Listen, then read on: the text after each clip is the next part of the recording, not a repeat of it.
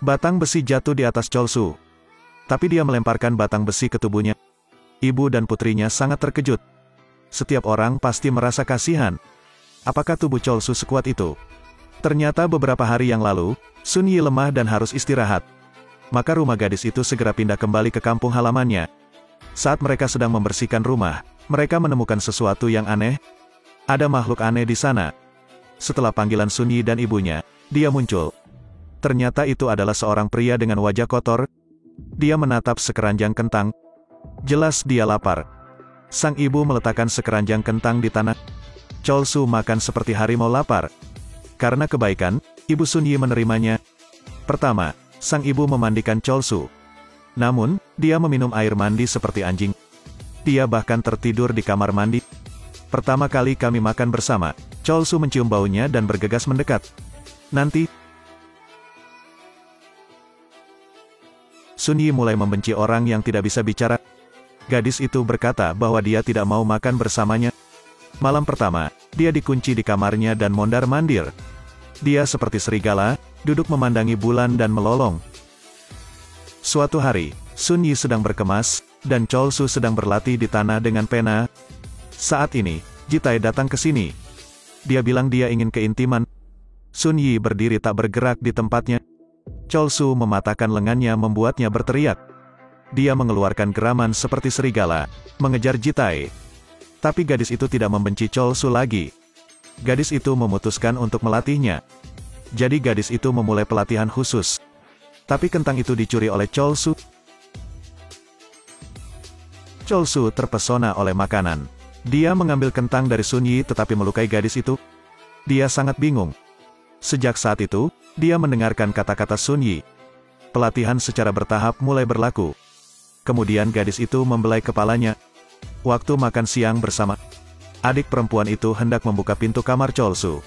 Semua orang bergegas untuk melindungi mangkuk nasi mereka. Cholsu berlari seperti roket. Tapi tiba-tiba, tunggu. Kamu bisa makan. Tunggu. Kamu bisa makan. Makan sedikit. Kemudian dia membelai kepalanya lagi. Begitu seterusnya di hari-hari berikutnya. Menyikat gigi juga membelai kepala. Melipat selimut juga membelai kepala. Tali sepatu juga membelai kepala. Mencuci piring juga membelai kepalanya. Anjing ini juga berubah menjadi anjing yang jinak. Sun Yi akan bernyanyi untuk Cholsu. Cholsu terdengar sangat menarik. Tapi dia tidak bisa bicara. Dia hanya bisa mengelus kepala Sun Yi dengan lembut. Sun Yi membiarkannya berpakaian seperti perempuan. Kemudian gadis itu menggambar grafiti di wajahnya. Begitu saja, hari-hari bersama sangat harmonis. Fevau di malam hari, Cholsu selalu di pintu melindungi gadis itu. Tapi kebaikan ini tidak bertahan lama. Jitai membuat orang-orang menyusahkan Sun Yi. Dia menembak Sun Yi setelah dilihat oleh Cholsu. Dia marah, bersiap untuk berubah.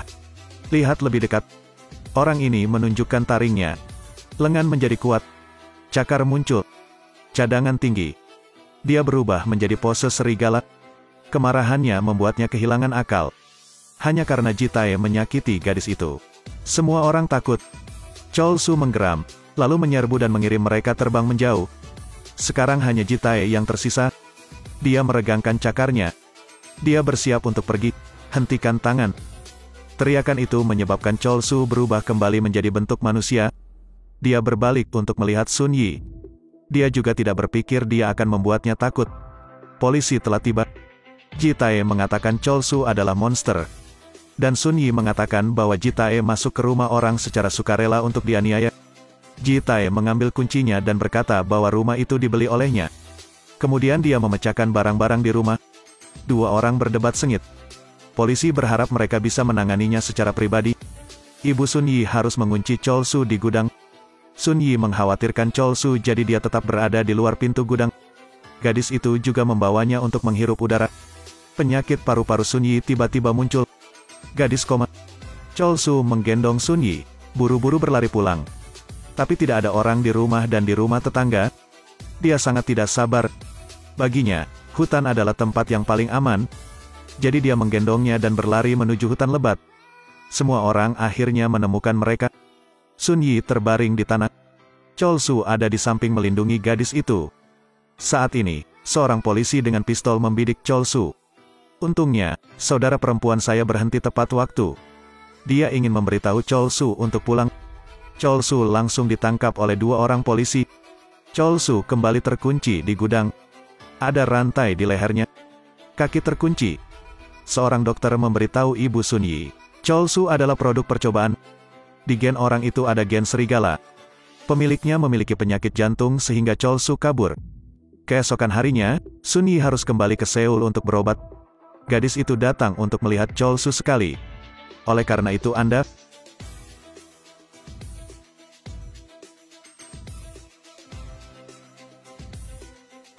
Penembak jitu polisi membidiknya. Kata Sun Yi, Chol Su, tunggu aku kembali. Dia hanya tidak protes lagi. Gadis itu memperingatkan polisi untuk tidak menyentuh Chol Su. Polisi dan dokter memantau Chol Su 24 jam sehari. Jika dia agresif, mereka akan langsung menembak mati dia. Di gudang, Chol Su tidak hanya menggambar, tapi juga berlatih huruf. Dia dengan sepenuh hati menunggu Sun Yi pulang. Kemanusiaan secara bertahap menang atas kebinatangan. Mereka secara bertahap mengendurkan kewaspadaan mereka, memutuskan untuk membebaskan Chol Su. Mendengar ini, Ji Tae sangat tidak senang. Sebuah konspirasi berbahaya muncul di otaknya. Dia berubah menjadi manusia serigala. Dia tidak bisa menahannya lagi. Dia melemparkan dirinya. Dihadapkan dengan pistol, dia tidak mundur. Dia bergegas menuju Ji Tae dan menghancurkan pistolnya dan mencekik lehernya. Ji Tae secara bertahap kehilangan napas. Ternyata barusan, Ji Tae menghancurkan pemutus arus, memukul satpam yang koma. Kemudian dia masuk ke gudang. Dia melihat gitar yang digambar Chol Su. Gitar ini segera dihancurkan olehnya. Jadi dia datang dengan sebuah rencana. Dia memberitahu Chol Su bahwa Sun Yi sedih karena dia tidak dapat menemukan gitar. Karena gitarnya diambil tetangga. Chol Su mengira dia mengatakan yang sebenarnya. Dia membalikkan rumah untuk menemukannya. Tetangga panik. Saat ini, Ji Tae memimpin semua orang. Mereka semua mengira Chol Su sudah gila lagi. Mereka kemudian mengarahkan senjata mereka ke Chol Su. Tepat pada saat ini, Sun Yi berjalan ke arah Chol Su. Gadis itu berdiri di depannya. Ji Tae mengambil pistolnya dan mengarahkannya ke Chol Su. Sun Yi berlari mendekat dan menyuruh Chol Su untuk kabur. Ji Tae mendorong Sun Yi ke bawah, lalu menendang gadis itu beberapa kali. Saat ini, Chol Su akhirnya tidak bisa menahannya lagi. Dia berubah menjadi manusia serigala, menggigitnya sampai mati. Semua orang membeku di tempat, tidak berani mengeluarkan suara. Chol Su bergegas memeluk Sun Yi. Kemudian dia berlari menuju hutan.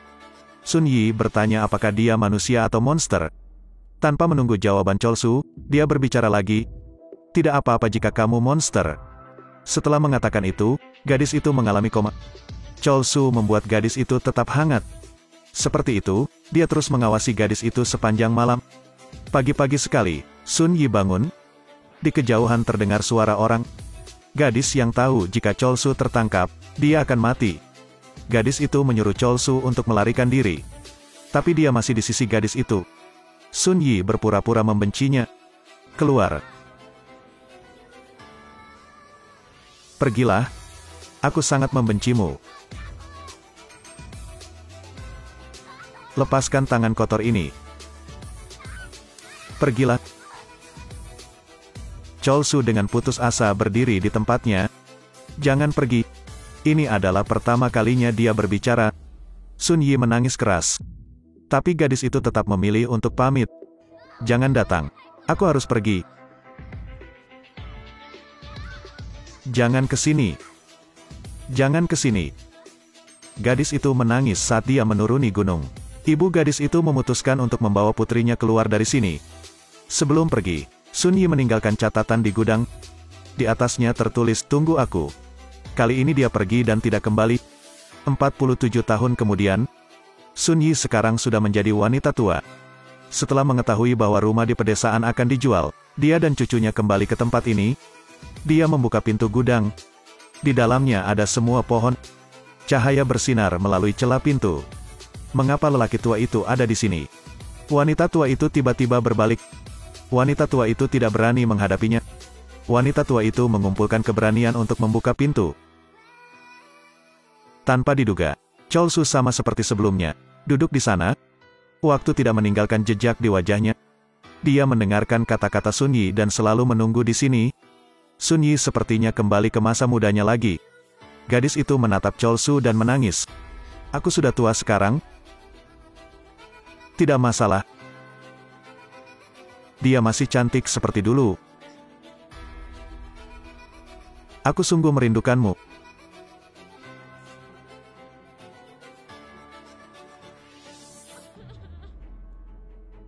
Penantian Chol Su selama 47 tahun tidak sia-sia. Keesokan harinya, Sun Yi dan cucunya akan meninggalkan tempat ini. Gadis itu berkata untuk tidak menjual tempat ini. Gadis itu tidak bisa menebus Chol Su. Gadis itu ingin Chol Su tinggal di sana selamanya. Chol Su melihat ke arah mobil Sun Yi. Anda masih harus menunggu.